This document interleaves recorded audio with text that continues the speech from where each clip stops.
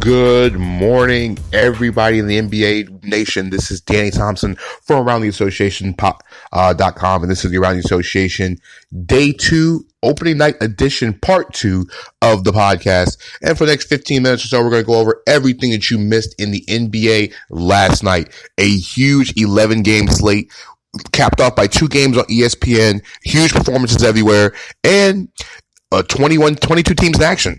So we're going to catch up in the next couple minutes with some of the your recap of everything going on, the player of the night, and also getting ready for the 3 games tonight that you're going to see across the NBA, openers for teams like the Atlanta Hawks, as well as the 2 TNT games, which includes the opener at the Chase Center with the Clippers and the Warriors closing out, and then a battle of 2 guys that were fighting for the MVP last season, the Bucks and the Rockets.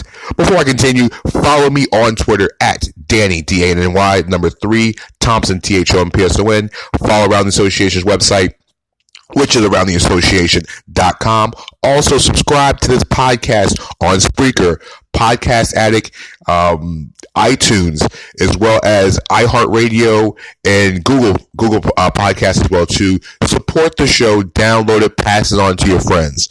All right, so let's start with the roundup last night. The big game of the night was the early game out in Philadelphia. ESPN had this game, of course, and that really tipped off between the Philadelphia 76ers and the Boston Celtics, 2 teams that expect to be playing games not just now, but also into May and potentially June. And the Sixers and the Celtics in a game that was really much more physical than what you would really realize. It was a physical, tight playoff game. Both teams combining for 60 fouls. It was too much Ben Simmons and the Sixers, especially in the fourth quarter. Simmons finished the game with 24 points, 8 rebounds, and 9 assists as the Sixers cruised to a 107-93 win over the Boston Celtics. Once again, like I said, besides the physical factor of the game, what the big story was what the Sixers resolved in the fourth quarter. After Gordon Hayward, who just scored 25 points in the game, cut the lead down to 4 points at 77-73 in the fourth quarter. The Sixers used reserve guard Furkan Korkmaz and Tobias Harris, who had a double-double as well, too, knocking down huge three-pointers to extend that lead up to 10 points, 83-73. Ben Simmons took the game over. At that point, the Celtics didn't have very much to offer. Great interior defense by the Sixers, and once again, the Sixers used their length defensively to cause a lot of problems for the Celtics. Kemba Walker did make his debut for the Celtics. He only had 12 points on 4 of 18 shooting. So it was really a Sixer-dominated game last night. Give the Sixers a lot of credit. And even though Joel Embiid did not have his best game, you had everybody else contribute. Like I said, Harris was really good with a double-double, especially grabbing the rebounds at 15 and 15. Now, the most exciting game of the night was in Brooklyn. The Brooklyn Nets and the Minnesota Timberwolves tipped off, and Kyrie Irving's return home to play for the team that he grew up admiring, as well as the fact of it was the home opener for the Brooklyn Nets, who introduced everybody, including Kevin Durant, to a standing ovation. Irving did not disappoint until the final few seconds of the game. The Minnesota Timberwolves steal an opening night game in Brooklyn, in which Kyrie Irving set not only a Nets single-game franchise record for an opening night, he also set the record for the most points by a player joining a new team.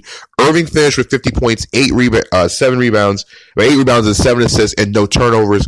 But Irving had a chance to, with the game on the line, was going off a dribble with Josh Okogie, tried a spin move, and he slipped, fell, and by the time he got up, he took an off-balance shot, and they fell short. The Nets fell short 127-126. Karl Anthony Towns was just destroying the interior that was led by DeAndre Jordan and Jarrett Allen. Towns finished the game with 36 points and 14 rebounds. Andrew Wiggins had 21 points and 8 rebounds. And the Nets had their chances.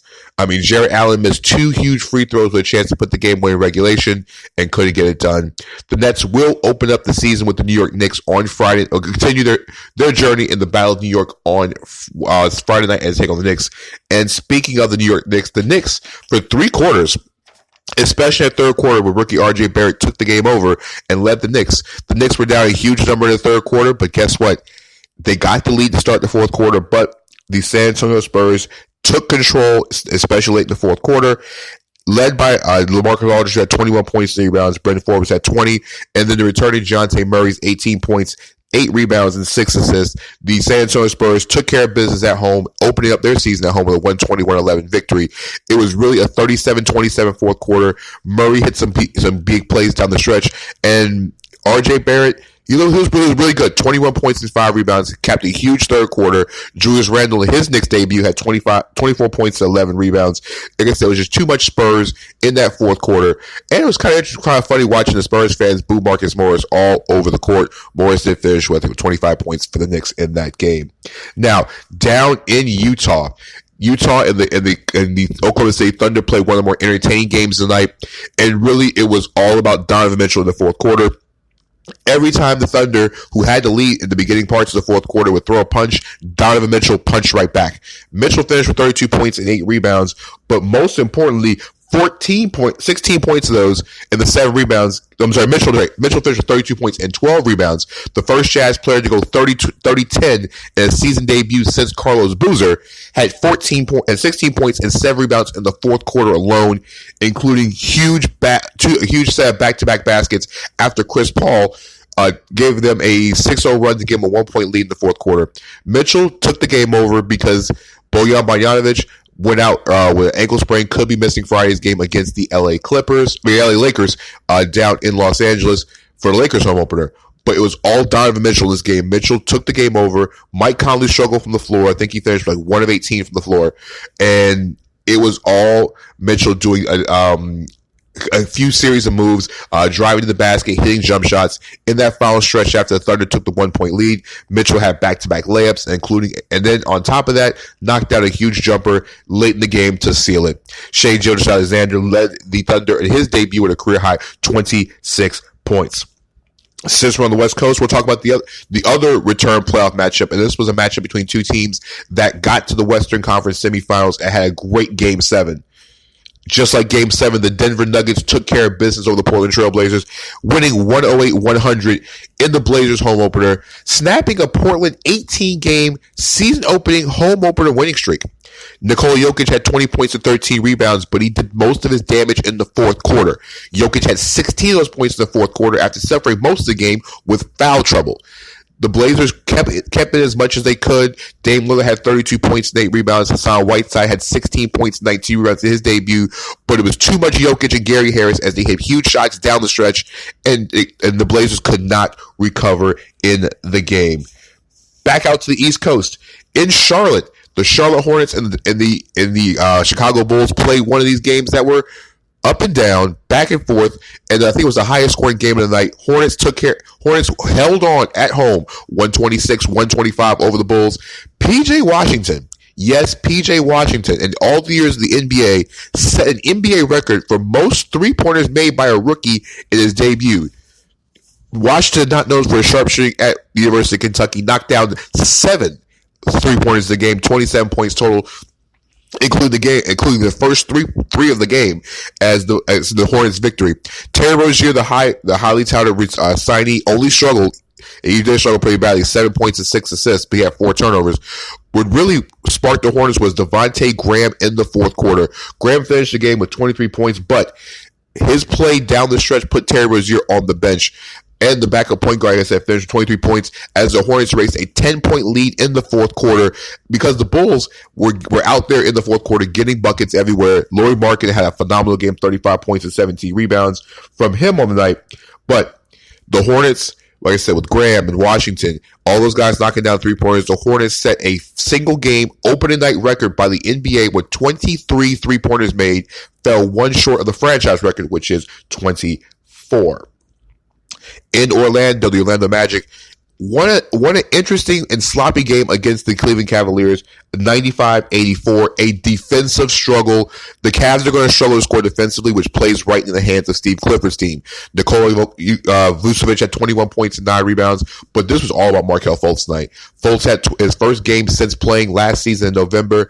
Just played an outstanding game off the bench, 12 points and 6 assists, including a thunderous dunk on an end-to-end early in the game.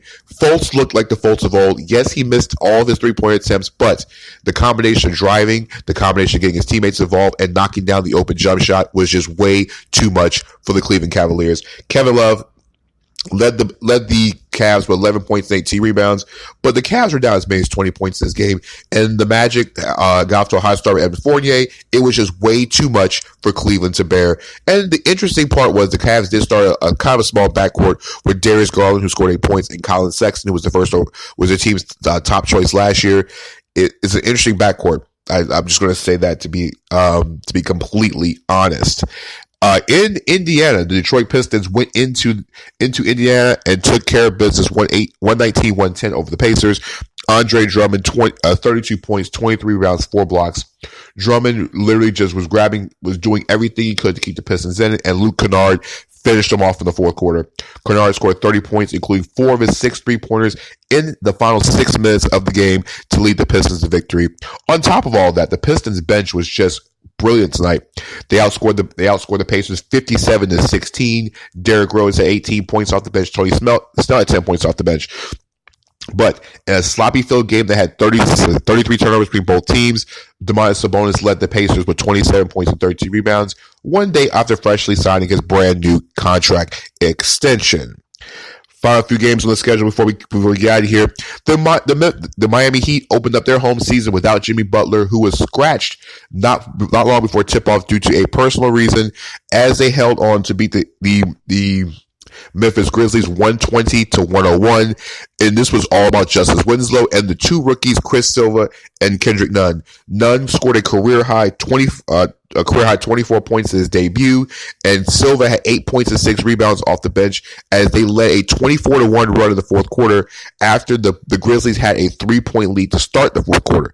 Winslow had 27.7 rebounds and 7 assists and played an all-around game. Goran Dragic had 19 points, but once again, like I said, that run led by Nunn, the rookie starting in his debut, which also, him and Tyler Hero, both rookies, I'll get to in a second, both started the backcourt, but Nunn's play in the backcourt was just, it carried over from the end of preseason till now. A guy who now is going to crack this rotation and basically bang his way into some playing time going forward. Now, this was the first time these are the most rookie starters the Heat have had in franchise history. They started 2. They've had it a couple times, but it's been a long time since you've seen 2 Heat rookies start at the same time. Jimmy Butler won't be out long. Eric Spoelstra said before the game it was just something he had to take care of. It was a personal matter. He's not going to be out for an extended period of time. The Grizzlies were led by Ja Morant, who had 14 points. But he was suffering foul trouble, but he did have a really good first half. I think he has like 5 of his first 7 shots for the Grizzlies in the game. Dallas beat Washington 108-100 in a game where Luka Doncic dominated Bradley Beal's team so bad to the point where Bradley Beal got ejected. Doncic has 34 points and 8 rebounds in the game. Led to a little altercation, a little tussle with Beal late in the fourth quarter. Beal was ejected, is hoping to get that suspension rescinded. It was nothing to the point where it's really physical. It was just 2 guys being very, very competitive in a game where the Mavericks just dominated from the start to finish. The Wizards got the lead close, could not get over the hump. Rui Hachimura had 14 points and 10 rebounds in his debut starting for the Wizards, and Beal had 19 points. Kristaps Porzingis played his first game with the Dallas Mavericks, 23 points for the Mavericks, including knocking down a couple of 3-pointers in the game too. The unicorn looks like he's completely healthy, and that can be a dangerous thing in the Western Conference, especially watching him and Luka Doncic run that pick and pop. Not pick and roll, but the pick and pop. Final game on the schedule from last night was the game that was the most shocking game of the night last night. The Phoenix Suns home opener blew out the Sacramento Kings. Yes, that blew out the Sacramento Kings 125-94. And the funny part was the Kings, who were up by 5 at halftime, had 22 points from Buddy Hield in the first half. He did finish 28. And the Kings, like they were going to start rolling. But the Suns got together, outscored them 70-36 in the second half, including a huge big third quarter run, capped off by a couple 3-pointers by Javon Carter, and the Suns had 3 guys with double doubles. DeAndre Ayton had 18 points and 11 rebounds in the game. Devin Booker had 22 points and 10 assists, and Ricky Rubio in his season debut and also his debut for the Phoenix Suns, 11 points, 11 assists, 6 rebounds, 4 steals for the Suns as they improve to 1-0. So That's 11 games in 15 minutes. So what to look for tonight? You got 3 games on the schedule, including the Detroit Pistons returning home to open up their season against the Atlanta Hawks. Trae Young finished last season as one of the best players in the NBA, averaging almost 24 and 10. Over 20 points, over 10 assists down the stretch in the second half of the season. Is going to look into playing momentum. Love watching these two teams play. John Collins and Andre Drummond are going to have a huge battle down low. And it's really going to be real interesting to see what the Hawks do, especially Lord Pierce is going to do with guys like Cam Reddish and DeAndre Hunter in the rotation. But expect Trae Young to have a field day tonight. The 2 TNT games will start at 8 o'clock tonight in Houston as Giannis Antetokounmpo, yes, the Greek Freak, and company will go down to Houston to take on James Harden and Russell Westbrook and the new look Houston Rockets. What you're going to watch for this game tonight is the 2 guys who are at MVP. James Harden in preseason has not skipped a beat, even with Russell Westbrook in the backcourt. They're going to score a lot of points. Expect James Harden to probably score about 45, 50 points tonight, even if Chris Middleton's guarding him most of the game. And it's going to be a real interesting situation. Will Coach Mike D'Antoni use PJ Tucker on Giannis because of the physicality, or is he going to go in a different direction when it comes to guarding the guy, the most athletically talented player in the entire league? Late game out in Oakland, the Chase Center opens up, and it's not the way they intended it when they started building the place. The Golden State Warriors will walk into that building, take on the LA Clippers. The Clippers, fresh off their opening night victory at home against the Los Angeles Lakers, now take on a Golden State team that looks completely different than it was last year. Stephen Curry and Draymond Green are back. Klay Thompson's going to be in the suit, and Kevin Durant is also in the suit, but his suit is out in Brooklyn. Andre Iguodala is somewhere missing in action, so he finds a new home. And this Warriors team is not the same team that we saw. Aaron D'Angelo Russell and LeBron Diggs in San Francisco. It's going to be fun to watch, and that will be the late game at 10:30. So, I want to know your impressions of opening night. We got through everything in less than 18 minutes. I'm pretty proud about that. We recapped the entire night of the league. I want to know your thoughts about your team and how your team did opening night. And before we go, the stud of the night, the guy that was the best player of the night, of course, is pretty simple. It's Kyrie Irving of the Brooklyn Nets. 50 points, 8 rebounds, 7 assists. More importantly, no turnovers. Yes, he didn't hit the game-winning shot, but anytime you score 50 in a debut, that's easily the stud of the night. So, for myself, well, check you guys out tomorrow. Like I said, a little bit more in depth with the 3 games here on the Around the Association, the podcast. I'll catch you guys tomorrow. Don't forget to subscribe to this podcast on iTunes, YouTube, Spreaker, iHeartRadio, Google Podcasts, Podcast Addict, Spotify, as well as Spreaker. Check you guys out tomorrow. This is Dan Thompson Around the Association. Peace.